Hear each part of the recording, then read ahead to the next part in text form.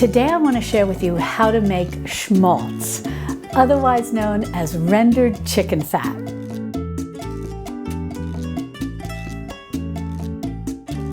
Hi sweet friends, I'm Mary and welcome to Mary's Nest, where I teach traditional cooking skills for making nutrient-dense foods like bone broth, ferment, sourdough, and more. So if you enjoy learning about those things, consider subscribing to my channel and don't forget to click on the little notification bell below. That'll let you know every time I upload a new video. Schmaltz or rendered chicken fat is a wonderful fat to have in the traditional foods kitchen. It's the perfect fat for using when you make chopped chicken livers, but it can also be used in a host of other recipes. Schmaltz is commonly found in Jewish or Central European recipes and is often used in place of butter. It brings a wonderful, rich, almost savory flavor to roasted root vegetables, fried homemade croutons, and even biscuits. It's also rich in nutrients. It contains choline and selenium, and it's especially high in vitamin E, which is great for our skin. So how do you make schmaltz? Well, the first thing that you need to do is get some chicken fat. Now, there are a couple of ways for you to collect your chicken fat. The first thing that you can do if you're roasting a whole chicken is look around the cavity and see if there are any little pieces of fat. This is exactly what I removed from the cavity when I was getting ready to roast a chicken. Next, if you spatchcock a chicken, which means to cut out the backbone and then flatten it, you can pull off the fat that's on the backbone, and that's exactly what I've done here. And the reason I removed the skin was because in addition to the fat, the skin is very rich in fat as well. Now, if you're collecting your fat and skin in this manner, you can put it in a bag, a freezer-proof bag or a freezer-proof container, and just save it until you have enough to make your schmaltz. And speaking of enough, generally what I like to have is about a pound of chicken fat and skin before I make some schmaltz. And that brings us to the question of how much chicken do we need in order to be able to collect enough skin and fat? And the other question is, what is your best source in terms of the chicken parts for fat and skin? And what I've found is that thighs provide a really good amount of fat as well as skin. And generally, if I have about 8 or 9 large chicken thighs, I can get about a pound of chicken skin and fat. So you may be looking at 5 pounds or more of chicken thighs in order to get the amount of skin and fat you're going to need. Now, what about chicken breasts? You can certainly use the skin and the fat from them as well. And what I recommend is don't buy boneless, skinless chicken breasts. Buy chicken breast with the skin and on the bone. And then when you get home, remove the chicken skin, put that into your bag where you're saving all of your chicken fat and your chicken skin, and then cut the breast off the bone and put your bone in your other bag where you save your scraps for making bone broth. So not only have you paid less for your chicken breasts because you bought them on the bone and with the skin, you've basically got a lot of extra supplies, so to speak, to not only make your schmaltz, but to also make your bone broth. And you can also use the skin from legs, wings, whatever you want, but generally legs and wings are best cooked with the skin on.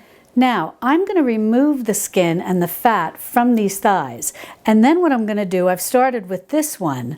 What I'm going to do is poach these and then shred them and then put the chicken in different bags in my freezer, and then it's ready for whenever I want to make a recipe where I need some shredded chicken. It could be soup, tacos, so on and so forth. Now, when you go ahead and pull off the skin, if you're not comfortable touching it directly with your hands, you can always use a paper towel. But I find it a little easier to just get in here with my hands, and then we'll wash up real well. And once you pull off the skin, just go ahead and put it in a bowl and set it aside. I'm going to add what I took from my whole roast chicken before roasting it. And then I'm just going to continue removing all of the skin from these thighs. Now, even though I'm going to still be touching the raw chicken, I've washed my hands really well because I'm going to be using a knife now and I don't want my hand to slip. But the next step involves taking one of your thighs, of which you've removed the skin. And now we're going to work, I've got a little sharp paring knife here, and we're going to try to remove as much fat as we can from the thighs. And then just transfer it to your bowl with the other fat and skin. And just do it little by little and just get off whatever you can. It's not an exact science, so don't worry. And don't worry about writing any of this down. If you open the description under this video, you'll see the word recipe. If you click on that, it'll take you over to my website, same name as my YouTube channel, Mary's Nest, and you can read the recipe online or you can print it out.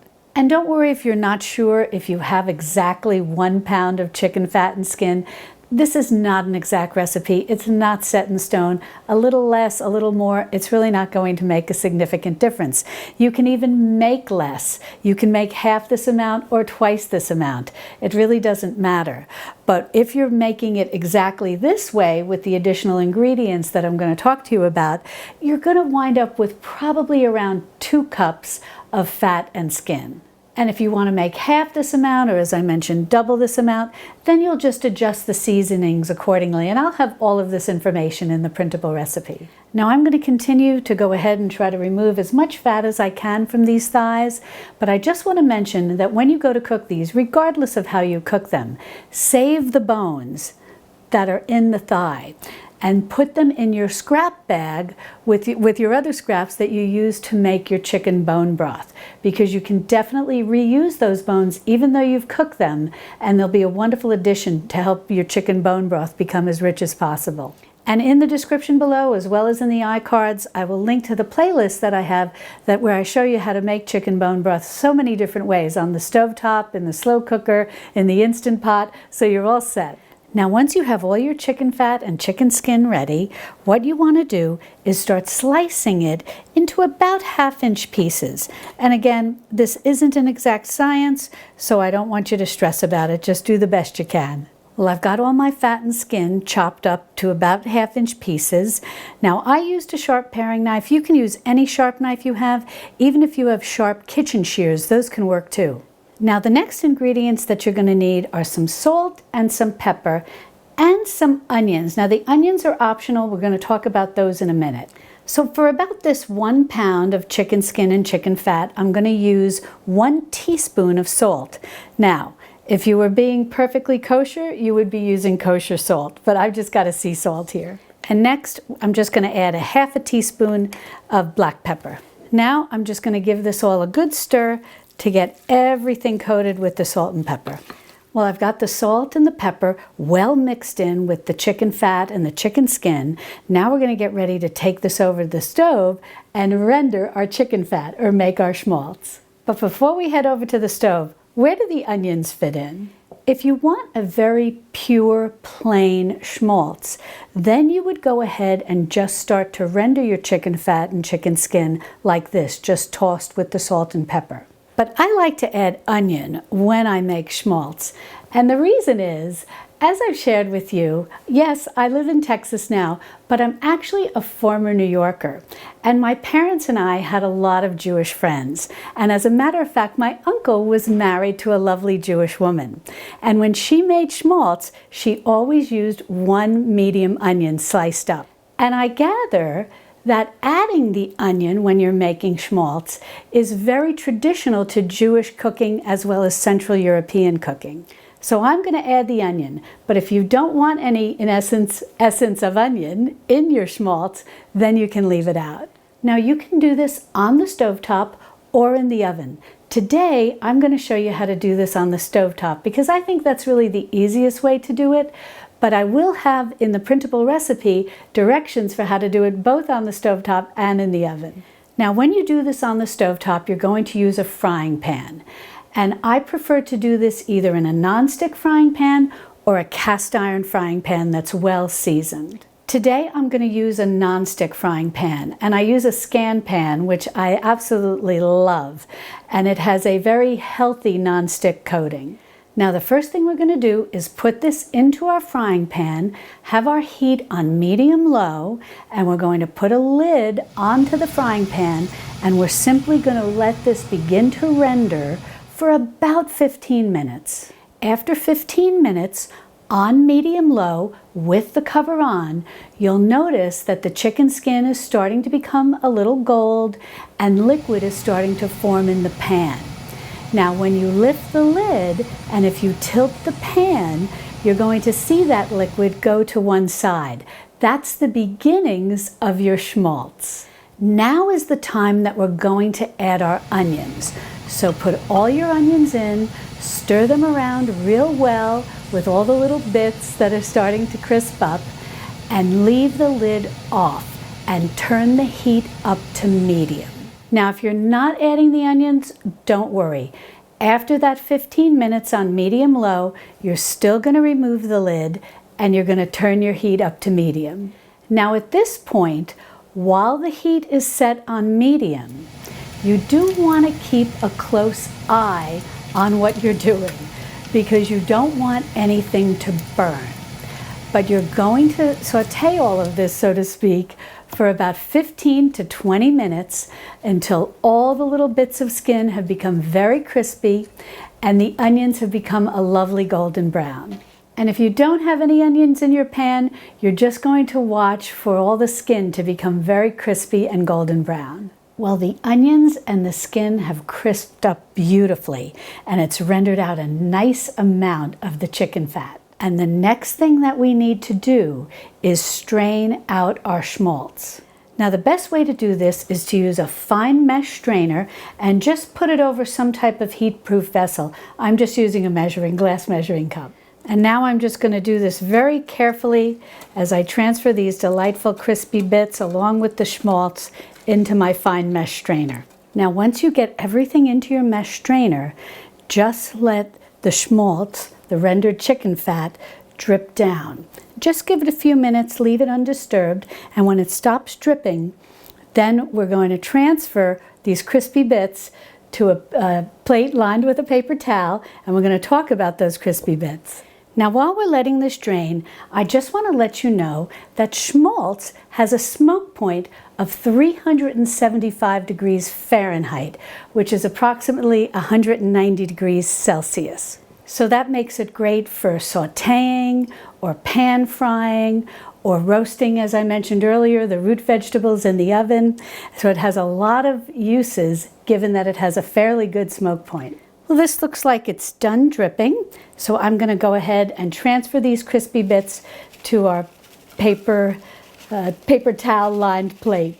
Now these crispy bits, the crispy skin bits, actually have a proper name. Now if I remember correctly, I think my aunt used to call them griebenes with a bit of a Yiddish accent, but I've also heard them referred to as griebens or gribens in English. So if you make schmaltz, or maybe your mom or your grandmother, and you know how these little crispy bits are properly pronounced in their proper name, be sure to leave it in the comments below. Just kind of write it out phonetically so we can all learn. But whatever you call them, they are delicious. They're very crispy and they're perfect if you are on a keto diet or a paleo diet. I believe this is an approved food and you can use this in place of croutons. And the aroma, oh my gosh, it's amazing. It almost smells like fried chicken. It's just really delicious smelling. And if you've not seen the video where I show you how to make fried chicken and I give you 10 tips so that it comes out perfectly, I'll be sure to link to that video in the description and in the iCards above. So if you like to make fried chicken, definitely check that out. But that's what it smells like. It's just wonderful. Well, let's take a little taste of these. Oh, it's so delicious. Now you'll want to go ahead and decant this in some type of jar with a nice tight-fitting lid, and you'll want to store it in your refrigerator, and it should stay fresh for about 6 months. If you store it in your freezer, it'll stay fresh even longer. And I'd say I got about a half a cup, maybe a little more, from that 1 pound of chicken fat and skin, and it just looks glorious. Now I'm going to use this schmaltz to make chopped chicken livers, and I'm going to make a video about that. Now if that's something that you'd like to learn, consider clicking the notification bell below so you'll know when that video comes out. Now this is a wonderful nutrient-dense food, and if you'd like more recipes for how to make other nutrient-dense foods, be sure to click on this playlist where I show you how to make bone broths, ferments, cultured dairy, and lots more. And I'll see you over there in my Texas Hill Country kitchen. Love and God bless.